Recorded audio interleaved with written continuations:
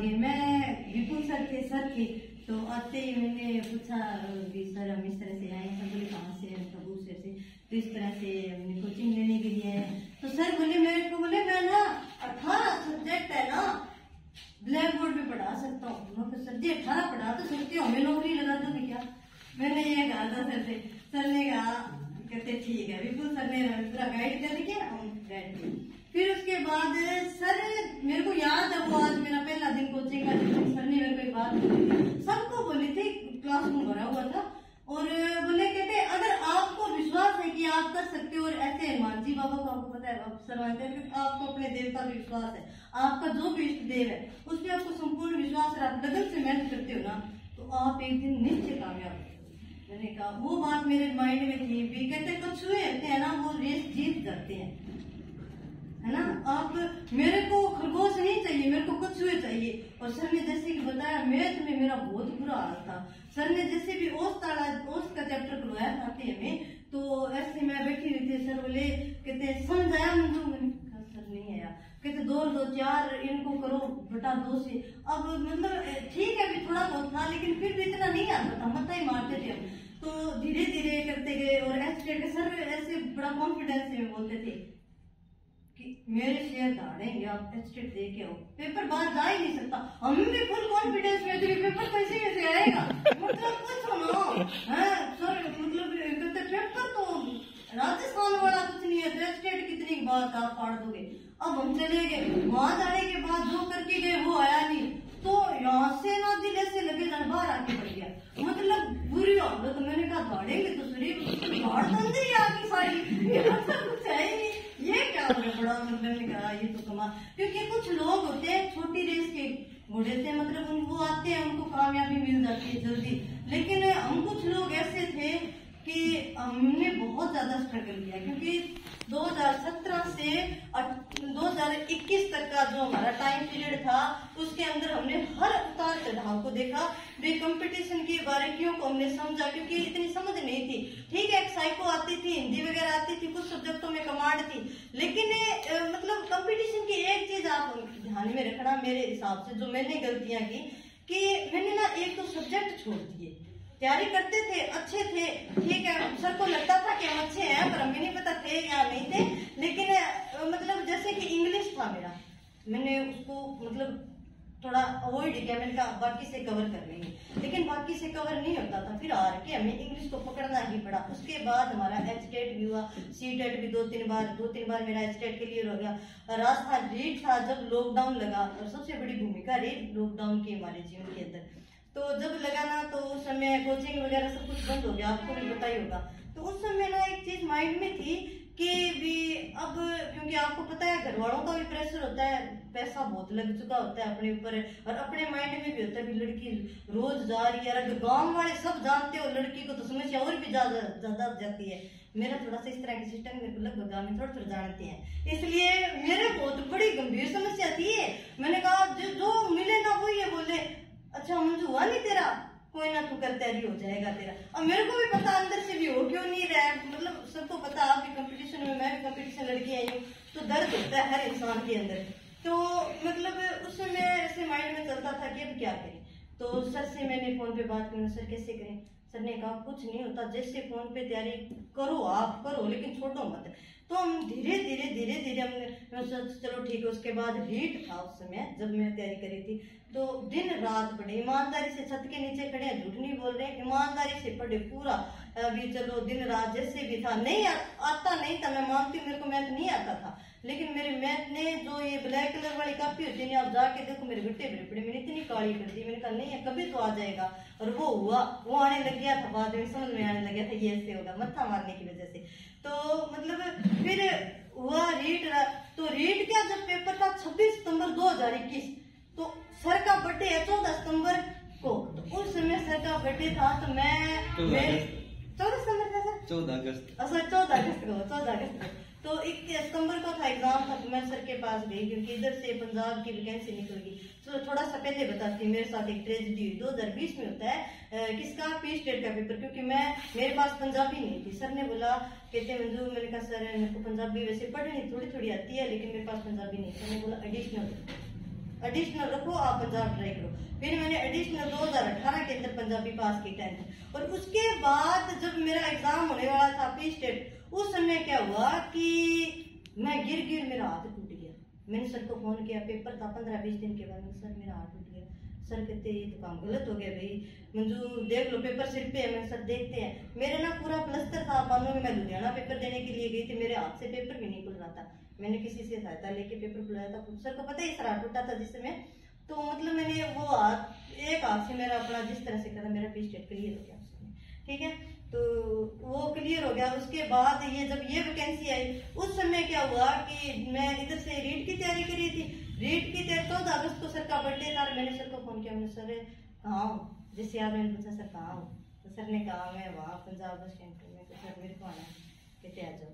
फिर मैंने सर से पूछा सर मैं करूँ क्या, क्योंकि इधर वाली साइड मेरी रीट है और इधर मेरा ये स्क्रीनिंग है, मैं तैयारी किस चीज की करूँ। सर ने कहा चुप करके बैठ जाओ, जितनी तैयारी मैं, हालांकि आपको पता थी मैंने बहुत रीट की तैयारी की थी सर, मैंने ईमानदारी से बहुत की थी, लेकिन आपके कहने पे मैंने वो किताबें छोड़ दी रीट वाली, ठीक है। आपने कहा कि इधर पंजाब में तैयारी करो, ट्राई करो मंजू 100%। उसी दिन मेरे माइंड में एक चीज दिमाग में, मैंने कहा सर कह रहे ना होगा इसमें हो जाएगा, पक्का ही हो जाएगा, मतलब एक अंदर से कॉन्फिडेंस आ गया कि हाँ हो जाएगा इसके अंदर। लेकिन फिर उस समय मैंने थोड़ा रीट को समय दिया और ज्यादा मैंने इसको दिया। फिर 1 मंथ के अंदर इसकी भी चल रही थी। 16 अक्टूबर 2021 को एग्जाम था इसका, स्क्रीनिंग का, ETT का। तो उस समय मेरी थोड़ी सी हालत, सबको पता है किस तरह की थी, मतलब मेरी हालत नहीं थी पेपर देने वाला, थोड़ा सा मान लो डिप्रेस, मान लो चाहे कुछ भी मान लो किस चीज का, क्योंकि मेरा रीट हुआ था ना, रीट से मेरे को उम्मीदें थी, थोड़ा सा मेरा पेपर थोड़ा कम चला गया। तो उसमें मेरे को था अभी इसमें तो नहीं होगा। फिर एक, क्योंकि जब इंसान नाकामयाब होता है ना, तो उसके अंदर बहुत सी बातें चलती है, एक बात नहीं चलती, उसको हर चीज उसे कवर अप कर लेती है।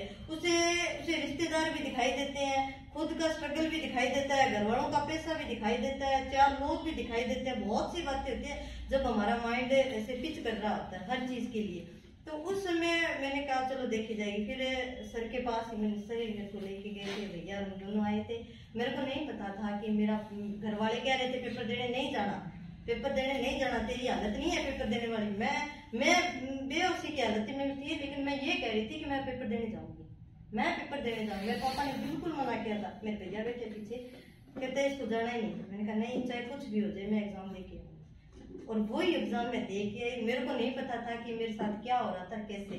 और यहाँ से मैं जब चढ़ी ना, तो यहाँ के एक मैडम है, सर आप जानते हो, जो मतलब उनका मैडम है जो कैप लगा के रखते हैं, विकलांग ETT कर रखी है, अपनी दवाई की बहुत ही होनहार मैडम है, जानते हो, सुमन कौशल है उनका नाम, मैं नाम नहीं जानती।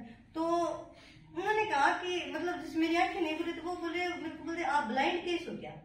मेरे को ऐसे पता लग गया, ये मेरे को ये बोले ये ब्लाइंड केस है, क्योंकि मेरी आंख नहीं खुल रही थी उस समय। फिर सुबह उन्होंने बोले मेरे को, आप तो देखते हो, मेरे को तो ऐसे लगा कि आप ब्लाइंड केस हो। मैं ब्लाइंड केस नहीं हूँ, मैं ठीक हूँ।